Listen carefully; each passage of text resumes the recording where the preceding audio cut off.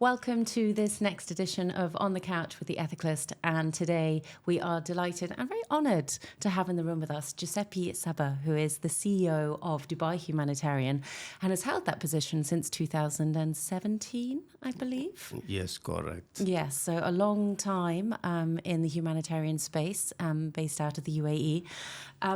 Before we go into the details about Dubai Humanitarian, there are so many questions that I have for you. It would be lovely if you could just tell our listeners a little bit about who you are and what got you into the humanitarian space in the first place. Oh, thank you.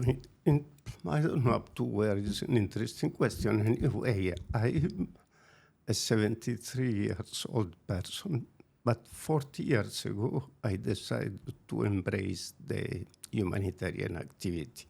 I used to have my own job in Italy within a public hospital. And since then, I applied in order to be part of an Italian Ministry of Foreign Affairs team. And I went into Somalia in a project of primary health care.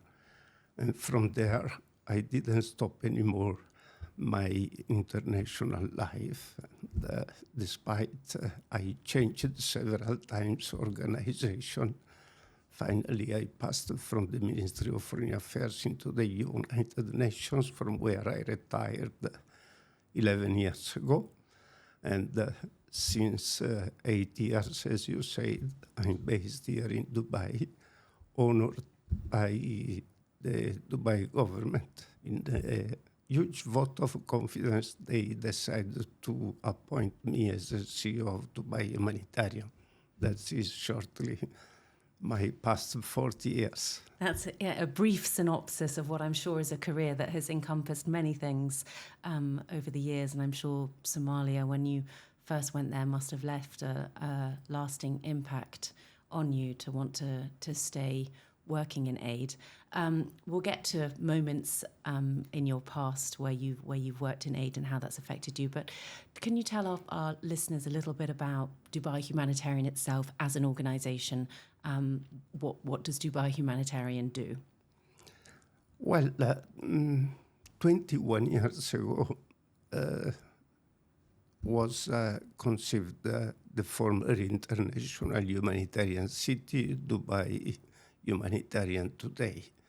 A brilliant idea, I have to admit, considering that in the same period I used to set up a similar concept which is called UNHRD, a Humanitarian Response Depot Network, which is composed by humanitarian hubs in order to respond to emergencies. Well, in 2003, the government of Dubai did exactly the same to open a humanitarian base, with a huge difference compared with what I did in the past, to collocate together both humanitarian community and business companies conducting a supporting activity to the humanitarians. So it means that manufacturers of humanitarian aid or commercial companies which were managing humanitarian aid or logistics company moving humanitarian aid. So a good combination through a free zone concept, which is quite frequent in Dubai, but Dubai Humanitarian remain the only non-profit free zone here in Dubai. Okay, and could you talk us through perhaps some of the countries that Dubai Humanitarian Aid delivers aid to? Am I right in understanding that it's a hub for aid for Africa, the Middle East, Asia? Can you talk us through how exactly it works? Well, Dubai Humanitarian is governed by a law issued by His Highness Sheikh Mohammed bin Rashid Al Maktoum. And this law is giving us substantially 4 objectives, which I could summarize on a couple of sentences. Please create the best environment for the humanitarian community and commercial companies. in order to provide assistance worldwide in case of emergency. So means that for the past 21 years, Dubai Humanitarian did quite a lot of relief operations for populations affected by natural disaster, complex emergencies. Of course, when we talk about complex emergencies, we are including also conflicts. But when we talk about natural disasters, let's us be clear and honest. We are including also within the natural disasters those that are caused by climate change. Here we have to be extremely transparent. Absolutely, and obviously the Ethicalist is a magazine or a platform that deals a lot with sustainability and climate change, which is one of the main topics that I wanted to talk to you about today. So over your years at Dubai Humanitarian, have you seen a rise in the amount of climate-related disasters that you're having to respond to? How do you see climate change affecting the aid sector? Okay, let me give you a couple of figures. When I arrived here in Dubai 2017 to end of 2016, we used to have within Dubai Humanitarian approximately $44 million of humanitarian aid, which are prepositioned by our humanitarian community. When I'm referring to the humanitarian community, I'm referring to 10 UN organizations, the various agencies such as the World Health Organization or UNHCR World Food Programme, UNICEF, and so on and so on. And if you add to those UN organizations, even big international organization players such as the Federation of Red Cross and Red Crescent Society, Doctors Without Borders, the ICRC, and so on, plus quite a lot of NGOs totally. Here we are talking about a community of 80 plus different organizations and commercial companies. Well, all of them were prepositioning within Dubai Humanitarian 7 years ago, 8 years ago, $44 million of stocks. If you should open today our dashboard, is going to show you that the average now reached the $200 million of prepositioned aid within Dubai Humanitarian. What's happened across the few years? Across those years, what's happened is that are increasing, first of all, what we used to call the natural disasters, but which should be clearly identified, many of them as climate change disasters, especially when we talk about droughts, when we talk about big, let me say, floods, or whenever we have an increase of cyclones, hurricanes, and so on. And again, if you look the movement across the past few years, we were conducting at least 1,200 dispatches per year into 120 countries. Unfortunately, what I have to tell you is that during the past 12, 15 months, happened something that is really, let me say, a big concern for us as humanitarian. Almost the 50% of the humanitarian aids are going into conflict zone now. So it means that the other 50% are going into different reasons of emergencies, such as exactly natural disasters or climate change. That is the current situation. This is what I can tell you what's happened in the past few years. So means that the humanitarian community is trying more and more to be prepared for the increase of the demand from both natural disasters and unfortunately also from the conflict areas. Yes, I mean, it's sad to think that over the years conflict hasn't dissipated, and instead of perhaps, one going down, you've potentially got both on the rise. So in terms of what Dubai Humanitarian is trying to do as an establishment itself in terms of sustainability, so moving away perhaps from what you do to how you're doing it, I know that sustainability is an important part of how you're trying to evolve with packaging. I know you were recently involved with a packaging competition, I think, with Heriot Watt University. Correct.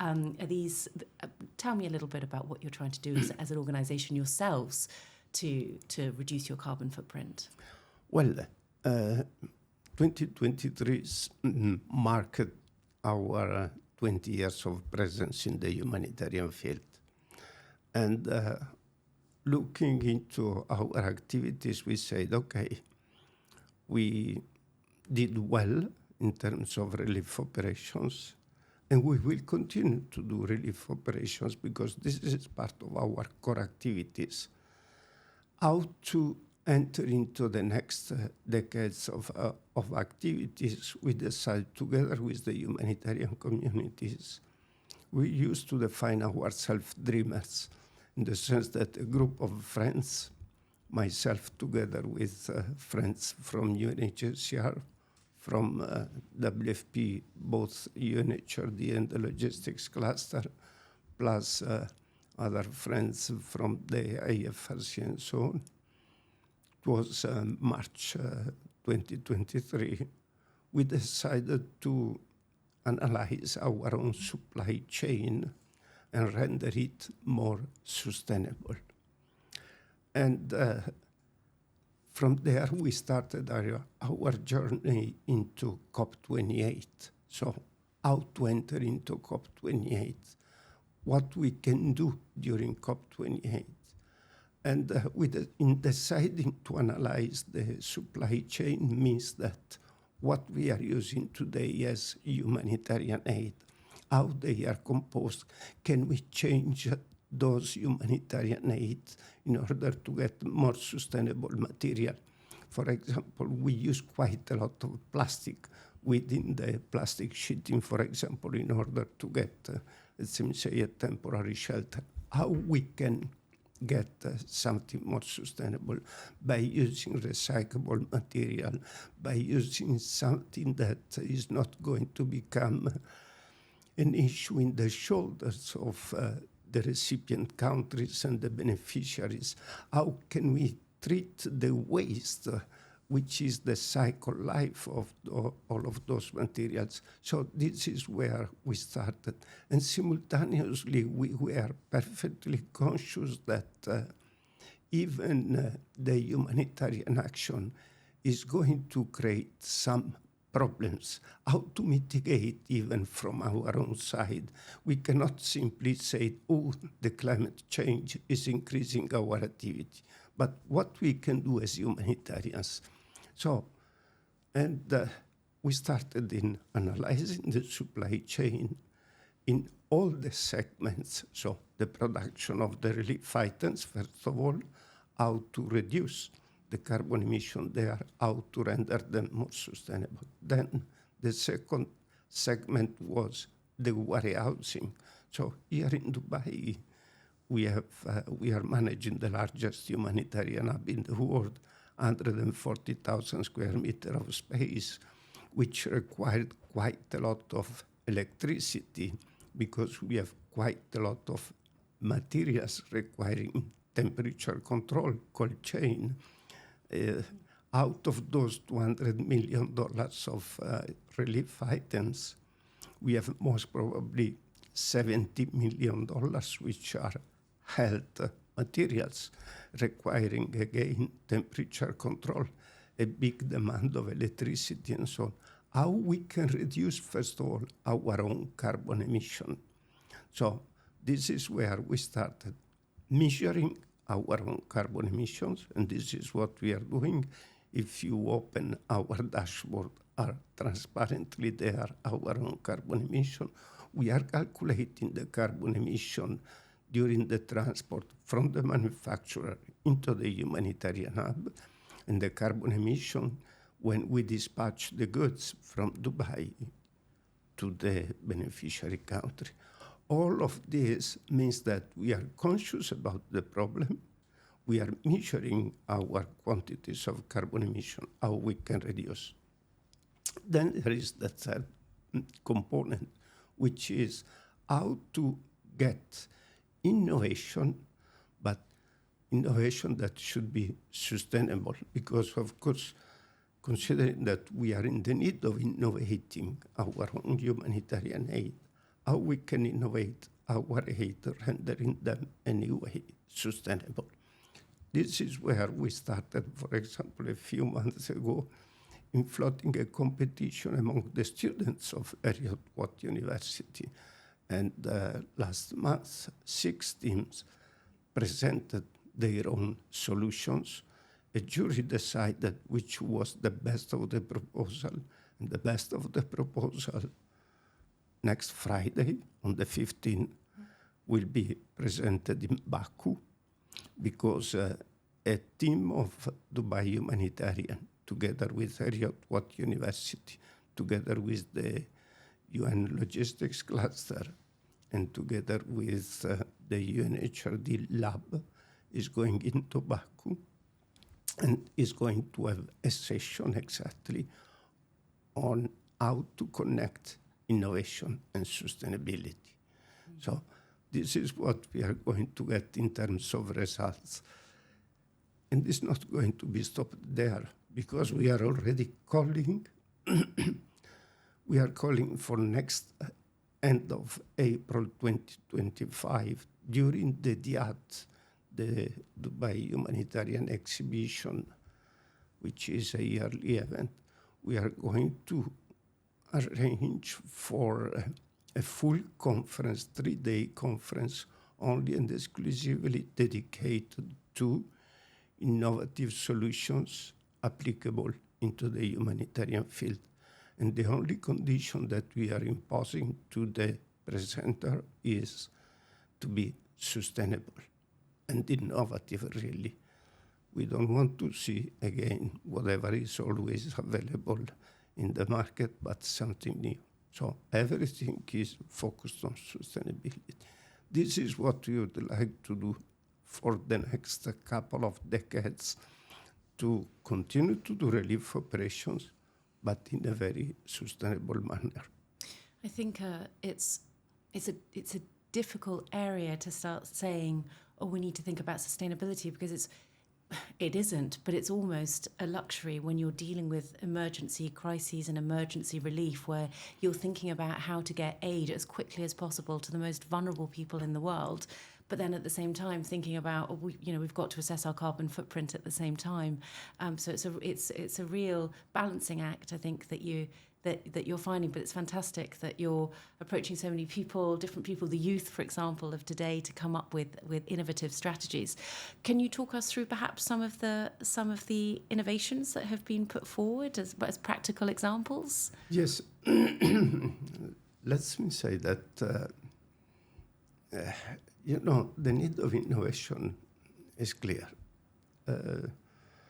We were in Geneva 2 weeks ago, where we had 2 sessions with the academia, again with the private sector, with the lead cluster agencies, because all the clusters within the humanitarian aid, they have clear, let's say, leadership, such as shelter are under the leadership of UNHCR and IFRC, or the water and sanitation is under the leadership of UNICEF, and so on, as well as the World Health Organization for the health sector.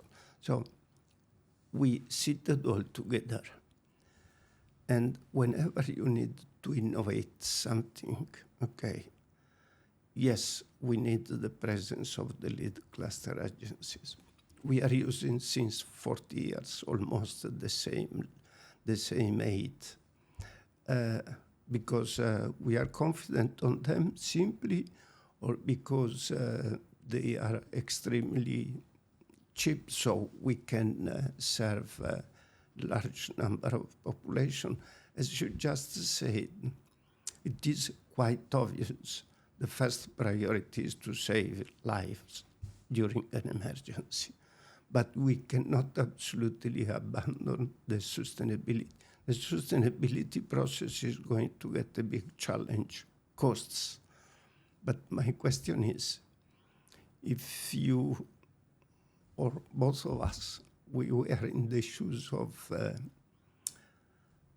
the population affected by a disaster, are we ready to shift from whatever can offer today our houses in Dubai to stay under a plastic sheeting, or to get, let's me say, just some water which has been treated by a filter and so on?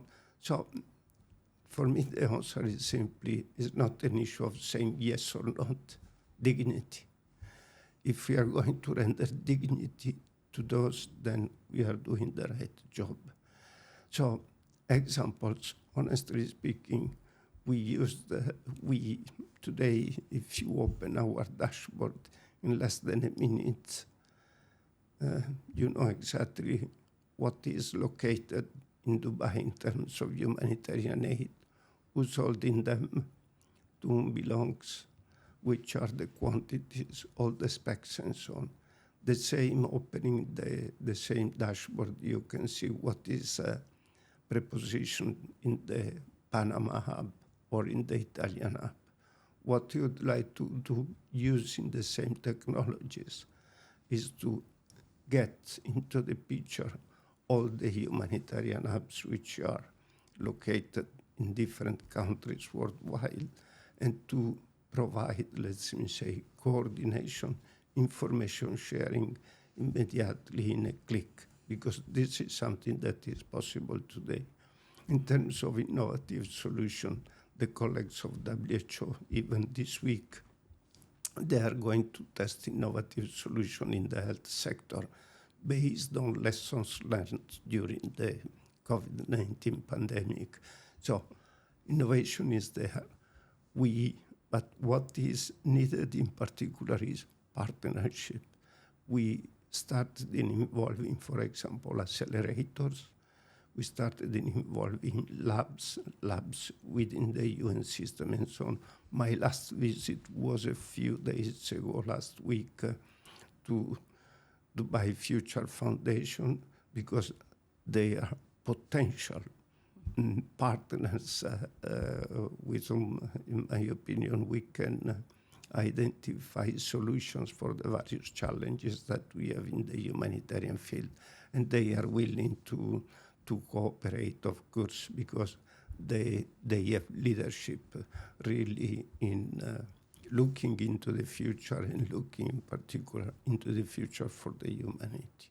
Yes, absolutely. There's Prototypes for Humanity coming next week on Monday. I presume that you will be there looking at the 100 innovations that are going to be showcased. It's an interesting field, and I think it's one that needs the greatest minds to bring those two elements together. You touched on COVID-19 just then, on the pandemic. Out of interest, how did that affect aid logistics?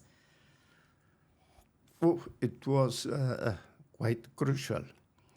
But simultaneously, what I can tell you is that nobody left us alone. Despite all the aircrafts were grounded, despite, let's say, it was the most difficult period in order to operate logistics and so on.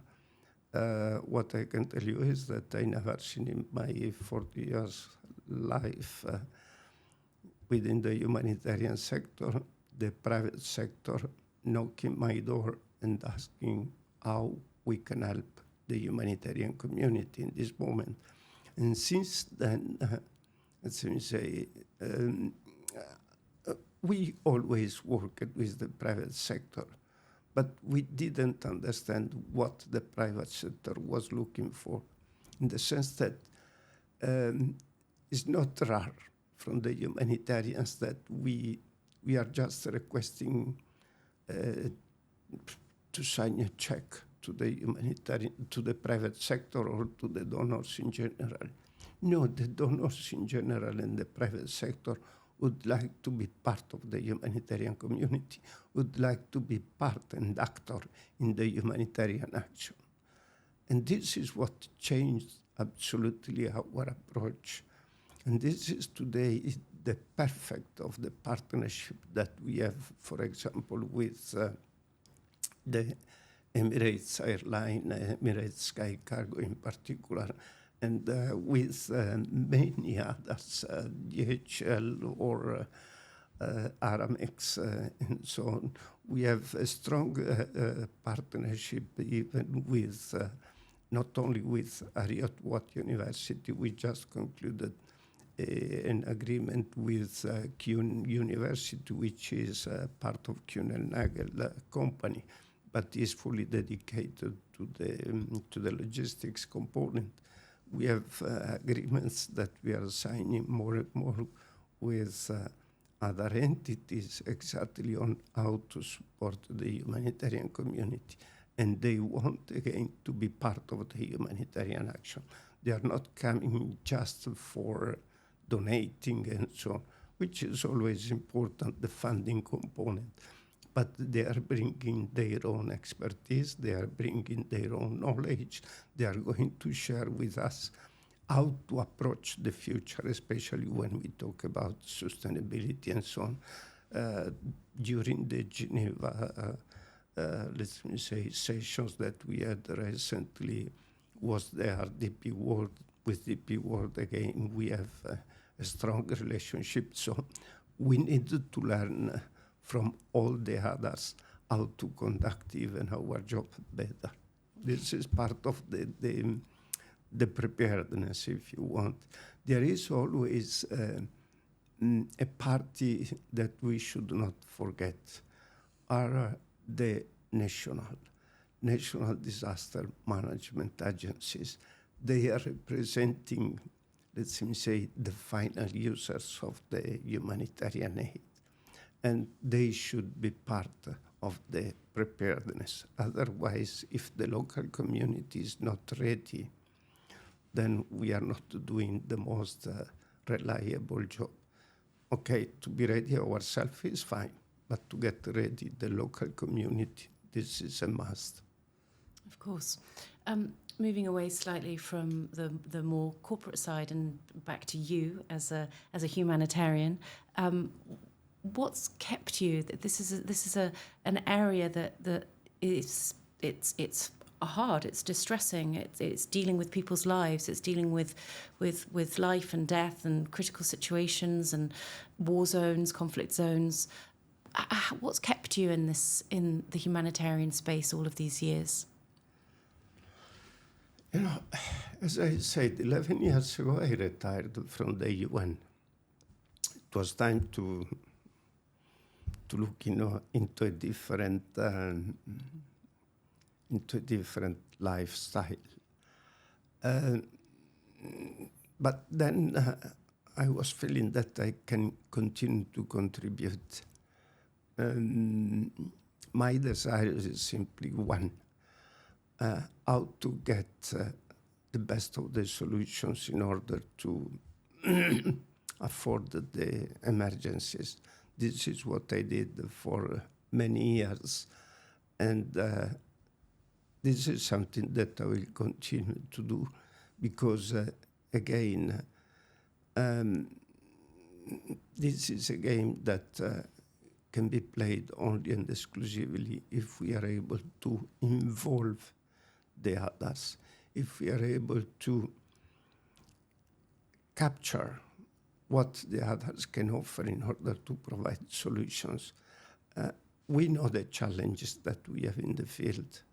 We know very well. But we cannot absolutely think that we are able to get even the solutions. The solutions are in the hand of those that are holding technologies. The solutions are in the hands of those that really they are on a daily basis manufacturing materials that could be for human consumption, for human use and so on.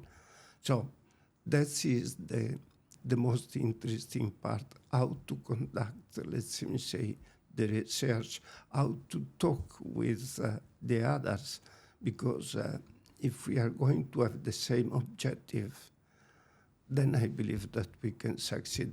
But that is the only desire that I have to see, let's say, solutions always available, and possibly innovative solutions, and possibly sustainable solutions. Well, hopefully a mix of all of them. You say you retired, but you don't seem very retired. Do you intend to retire again at some point? Until I'm in good health, I don't have any problem.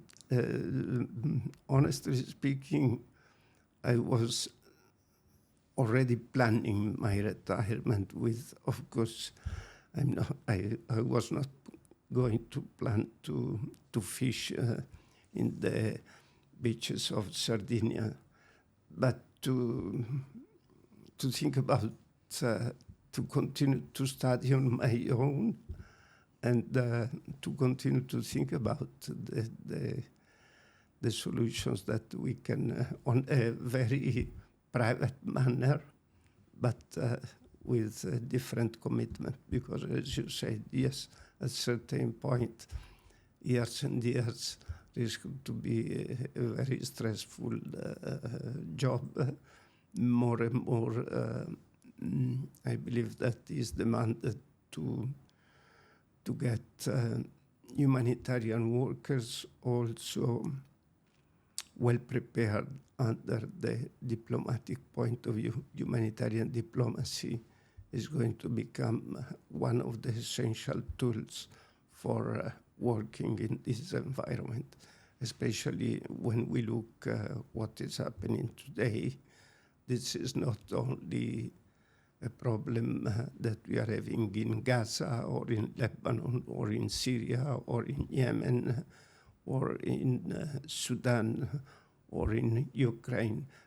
Crises are really quite a lot and are demanding quite a lot of efforts, not only physical efforts, are requesting financial efforts, and any dollar spent into these emergencies, which are purely man-made disasters,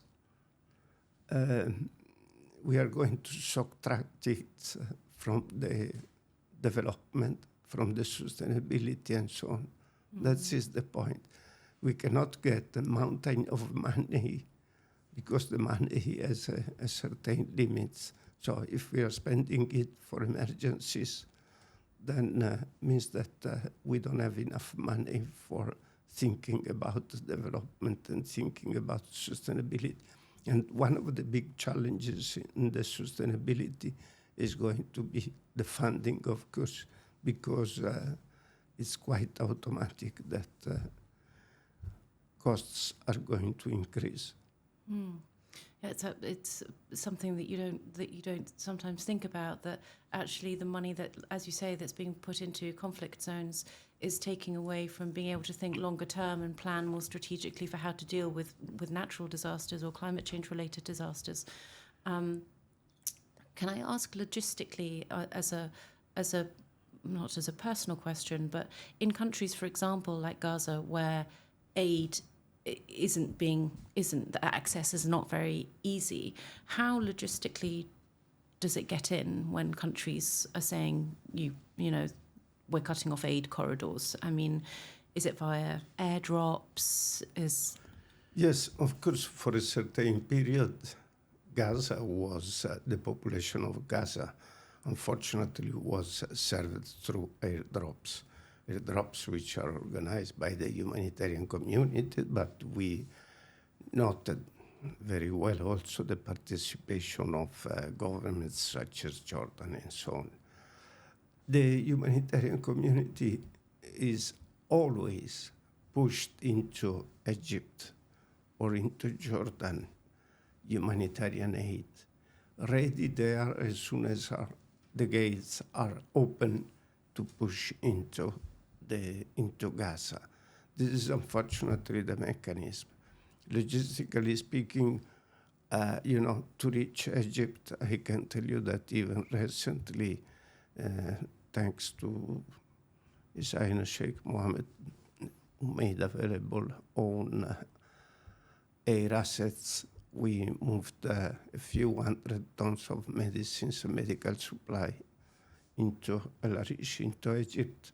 And as soon as, let's say, was there an opportunity of opening gates, trucks were delivered in.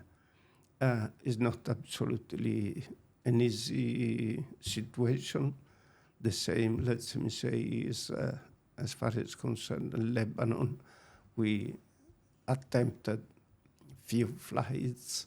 Now, for example, we are moving approximately 30 trucks with loading from UNHCR also because winter is approaching and we need to provide, of course, shelter in a massive quantity in order to get the population at least ready to face front to reach temperatures that are going to be during the winter period.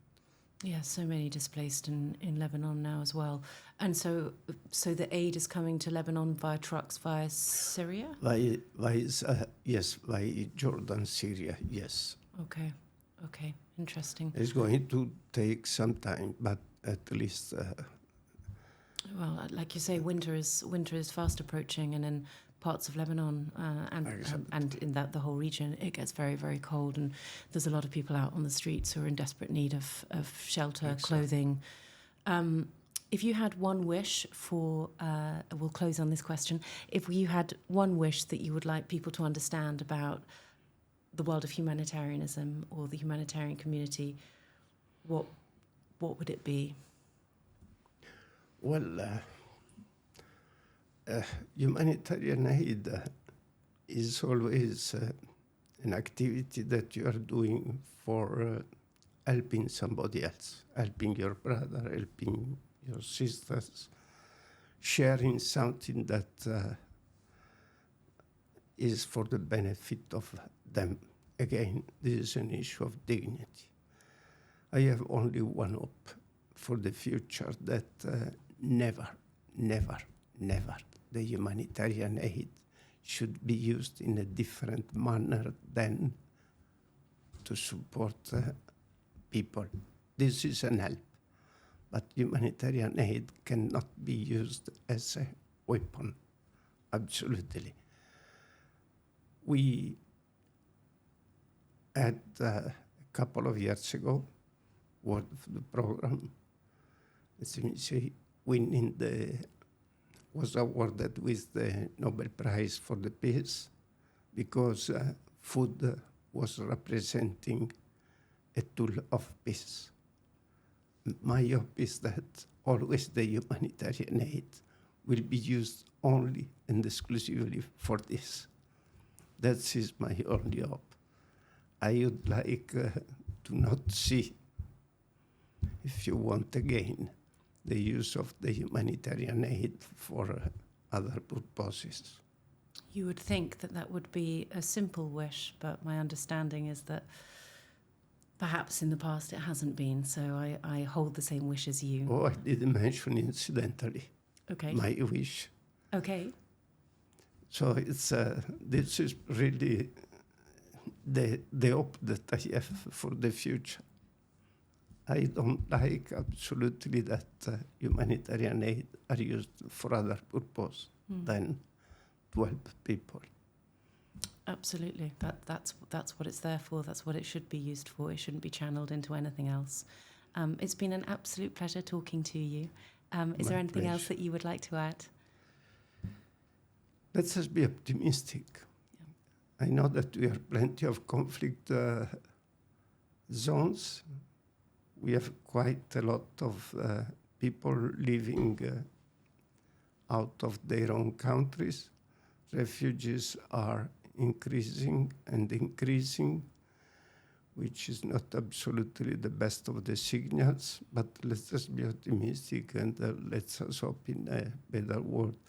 My hope, of course, is in the hands of the youth, because they are not only the future, but those that they are even those that are strongly committed when we talk about sustainability, when we talk about, let's say, climate change and so on. They deserve a better world.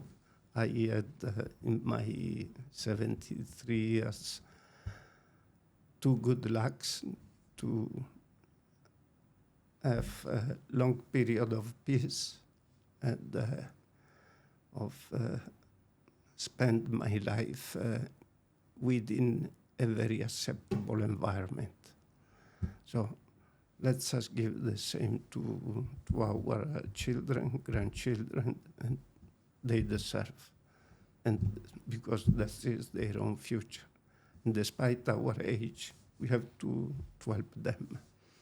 Yes, well, you're a motivational, inspirational force, Giuseppe, and I hope that many of us can carry on giving back to the world in the way that you have been doing.